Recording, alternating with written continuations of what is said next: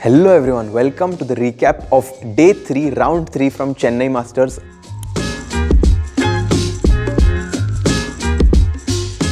After round 3, we have Vincent Keimer who has perfect score. He's 3 out of 3, and then Arjun Regency just trailing him right behind with 2.5 out of 3. But let's take a look at the opening recap today. This game is going to be showed between Vidit Gujarati playing with the white pieces against Nihal Sareen. Vidit had kind of an interesting game yesterday where he survived against Jordan, but today he played a very interesting opening. It started with d4, d5, c4.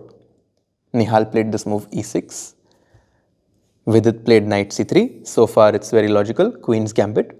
And in this position, Nihal played a very peculiar move which has never seen before at the top level. He played this move knight to c6. And I think this move was just to surprise Vidit in the opening and try to play a fighting game. Vidit just responded very calmly with this move knight to f3. And Nihal quickly blitzed out this another unorthodox move pawn to a6.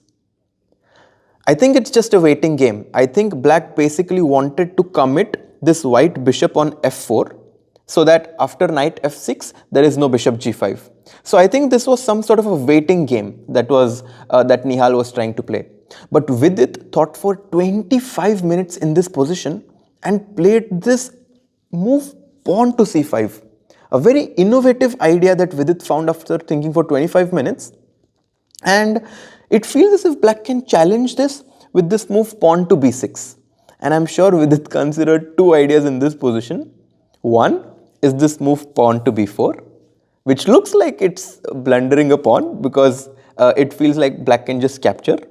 But I hope that you are alert and find that after queen a4 check, the knight on b4 is falling and white is completely winning. And the other idea is white can capture c takes b6, and claim that the black bishop on c8 is restricted, because even if it goes on b7, it's not really doing anything. Here, it's blocked by its own pawn on e6. So this c5 move, I feel, was, which also kind of shook Nihal, because he chose knight f6, and then Vidit played g3, bishop e7, bishop g2, and Vidit from the opening got a very comfortable position. But I think this whole concept of black trying to surprise white with knight c6, then white counter surprising black with this move pawn to c5, very interesting opening that was played in the third round between Vidit and Nihal, and I think this is why we are showing it today in the opening recap.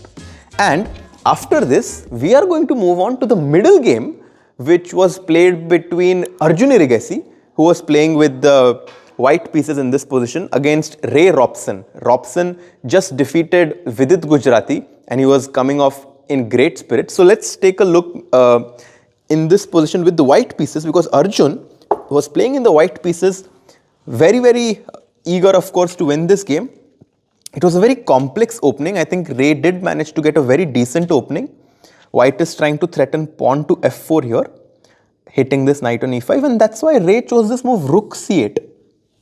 Which looks very obvious. You're trying to attack this pawn on c4, and it feels like white needs to play something like rook c1, protecting this pawn on c4, because if you capture, of course, white has knight to b5, and I have 3 attackers, you have only 2 defenders, white is going to win a piece. However, in this position, Arjun found this tactical idea of refuting this move rook to c8 by playing this move pawn to f4. Very energetic chess played by Arjun in this position. The point is that if you capture the pawn on c4, Arjun, being one of the most dynamic players in this tournament, had found this idea of playing knight to b5. Similar concept, if the queen goes back to b8, bishop is going to capture the knight on c4 and white is a piece up.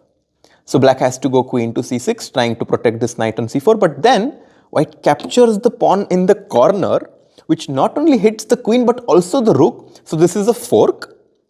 I think Robson is someone who for sure would have seen this tactical idea. Ray Robson is the puzzle battle champion in the world.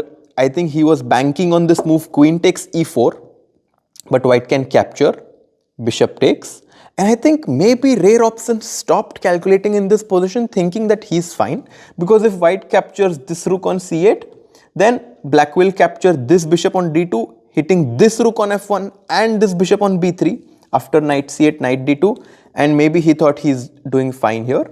But of course, Arjun Erigesi saw one move further, calculating this move, rook f to c1, hitting this knight on c4, the rook on c8 is under attack, this pin is deadly, this gives white a huge advantage. And I think that's why in this position, Robson realized that he cannot do this, and he instead chose to go back with his knight to c6. But then after bishop to e3, white got great center control. All of his pieces are doing well. Black's position is cramped, and Arjun went on to win this middle game very smoothly. Very nice win by Arjun, moving on to 2.5 points out of 3. And now we are going to move on to the final section of the recap. We are going to take a look of the game between Vaishali in the challenger section, by the way, where no one has a perfect score. Abhimanyu Puranik and Pranesh are the two players leading the tournament with 2.5 out of 3 points. This game is played between Vaishali playing with the white pieces and Leon Mendonça playing with the black pieces. And in this position, it was white to play. Very critical moment. Vaishali chose to play this move pawn to h4. This was a crucial mistake in the game. The reason is that after black captures this pawn on h4, there is no protection against this pawn on h3. And black slowly managed to improve his position by going f5, king g5, and slowly the black king maneuvered itself to the queen side, and the white's king and pawns were helpless, because if this king moves, the pawn on h3 is falling. That's why in this position it was vital for Vaishali to just wait, force black to capture on g3, and after f takes g3, at least you can see that this rook is not hitting the pawn on h3, which gives white some space to bring the king in the center. Also, if black ever plays something like f5, you can try to go rook a6 check, try to cut off the king, because if the king goes to f7, it can no longer cross, and if the king tries to go to b7, we can try to play rook a5, try to put pressure on these pawns. Also notice this very important point, that we have this corner pawn and we can play h4 at some point and create our own pass pawn, trying to get some counter play. And I think this moment was the most important moment in this endgame, because had Vaishali just waited with rook to a4, she would have had great chances to save this game. She chose to play g takes h4, g takes h4, and if you give someone like Leon Mendonça a chance to get an endgame like this, he is not going to allow you back in the game. Leon Mendonça went on to win a very nice and smooth endgame. And this was all for the recap of today from day 3 in Quantbox Chennai Grand Masters.